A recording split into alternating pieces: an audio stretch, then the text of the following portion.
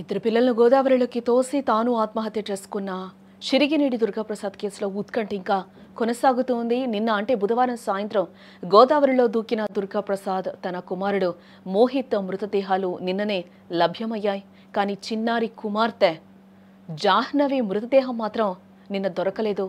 దీంతో ఆ పాప కోసం గాలింపు చర్యలు చేపట్టినప్పటికీ కూడా నిరాశ మిగులుతుంది.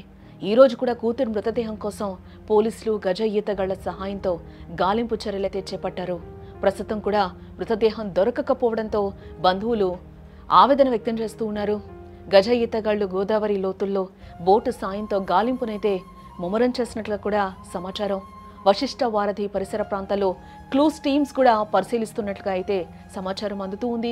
గోదావరిలో ప్రవాహం పరిస్థితులను బట్టి మృతదేహం సాయంత్రం 4 లేదా 5 గంటల సమయానికి దొరకొచ్చని గజ ఈతగాళ్లు ఇటు పోలీసులు కూడా ఒక అంచనాకు రావడం జరిగింది. చిన్నారి జాహ్నవి ఆచూకీ లభిస్తే ఈ విషాద ఘటనకు ఒక ముగింపు వస్తుందని కూడా అందరూ అనుకుంటున్నారు.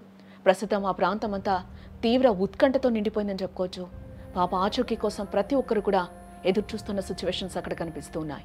ఆధార్ అప్డేట్ కోసం తండ్రితో పాటు వెళ్లిన 8వ తరగతి చదువుతున్న మోహిత్, అలాగే 4వ తరగతి చదువుతున్న జాహ్నవిలు అకారణంగా తమ కన్న తండ్రి చేతిలోనే బలైపోయారు.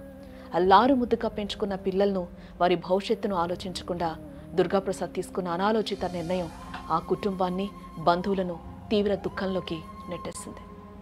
ఫినాన్స్ వ్యాపారంలో నష్టాలు కావచ్చు, లేదా కుటుంబ సమస్యలు కావచ్చు, ఏ కారణమైనా అమాయకులైన చిన్నారుల ప్రాణాలు తీసేంత పెద్దది కాదని స్థానికులు, బంధువులు కన్నీటి పర్యంతమవుతున్నారు. దుర్గాప్రసాద్ భార్య నాగవేణి ఒకేసారి తన భర్తను, 2 బిడ్డలను కోల్పోయి శోకసంద్రంలో మునిగిపోయింది.